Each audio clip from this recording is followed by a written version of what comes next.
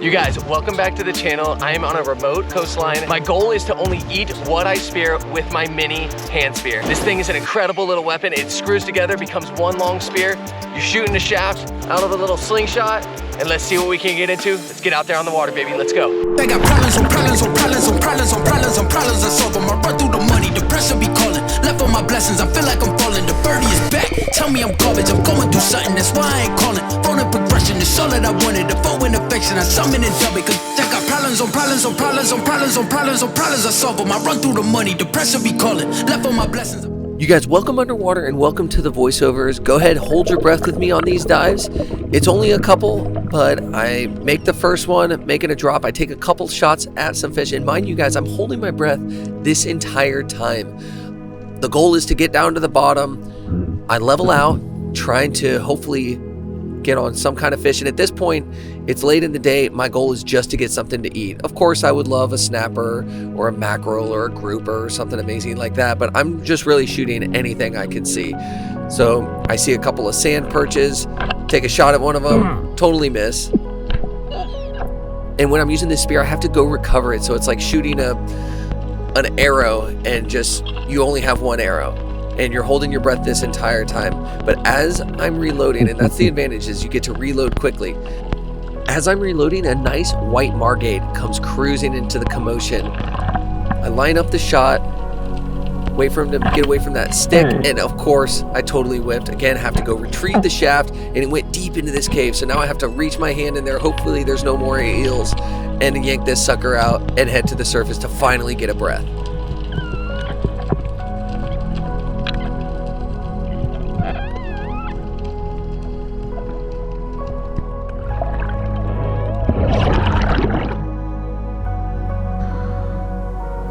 Now, when you guys are diving like this, you want to make sure you're at the surface for a good amount of time.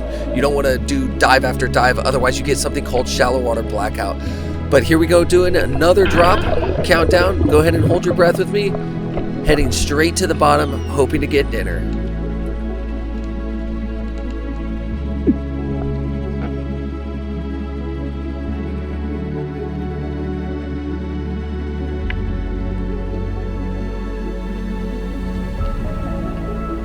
Now, as I start to plane off, I'm a little bit deeper on this dive. I think I'm end up going around 41 feet. I'm scanning the bottom, hoping for that beautiful dinner to show up.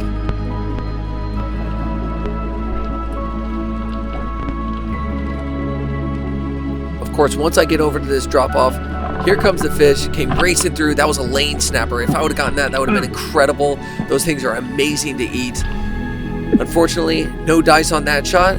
So I go ahead, reload my spear, and this next fish is one for the taking.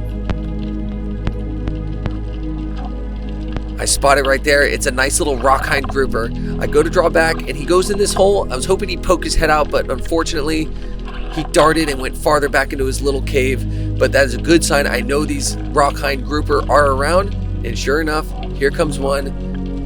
Go ahead and draw back once he went into his cave, poked his little head out, give it a rip, and nail him right through the head. And I actually cut his throat, which enabled him to bleed out. And this makes the fish way better tasting. Now it's time to get this guy to the surface and prepare him on shore for dinner.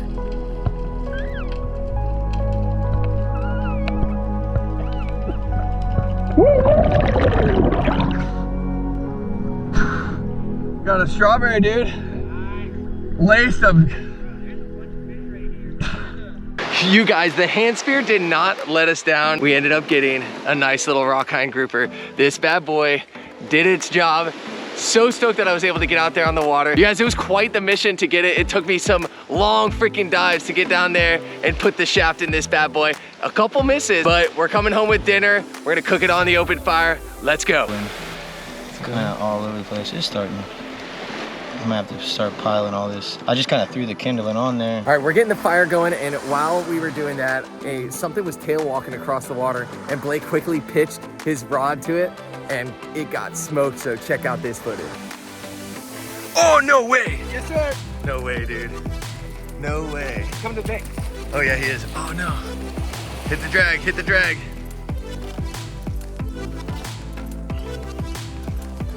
Dude, he smoked that. Dude, he smoked it. I had that. No, I'm running out of string. No, dude. No. Bro. Dude. I'm like, Wow. Wow, that's like, that was like, oh, that's like, 200, 300 foot. that's like, yards. bro, that's like Walmart special. Oh, this is my on the go rod, man. Oh no, dude. What a, gonna get fucking demolished. bro, what a heartbreaker. No. That sucks. That was a Bro, my bigger freaking, rod. that was a My nice, Bass Pro. that was a nice freaking tarpon. What a bummer. Oh well, he'll be swimming around. You'll get him later with that lure in his mouth. You my pop. You guys, so that was such a bummer, but we're gonna get to cooking, so do not go anywhere.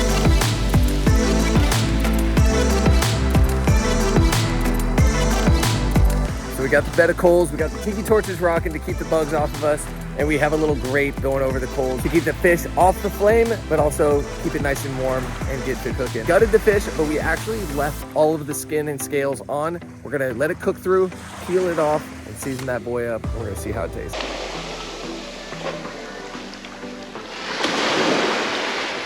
All right, this thing is about ready to be flipped. We just did it. Beautiful.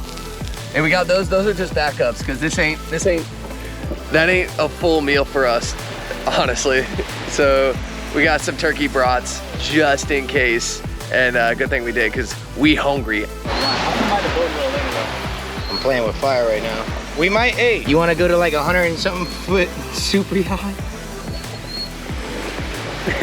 So whenever you make a fire on a beach, the number one thing is to bury it.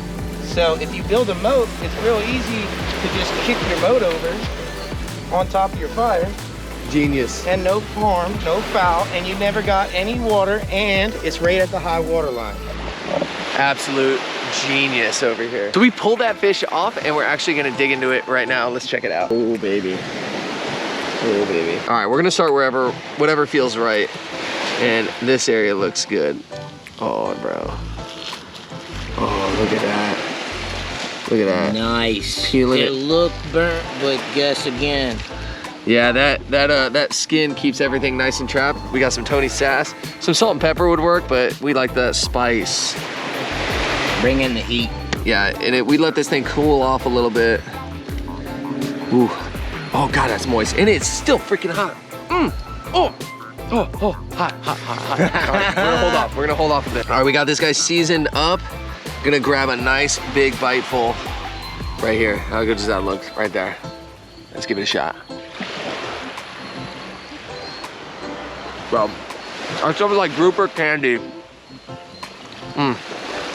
You guys have to try this, and I swear to God, everything has to be just better when it's cooked over the fire. It just always works out that way. You guys, I hope you enjoyed this one. I love doing remote camp out, cook out expeditions just like this one, especially using random methods to spear the fish. If you're interested in that, comment down below. If you're new to the channel, consider subscribing. And like always, I'll see you guys next week for another adventure.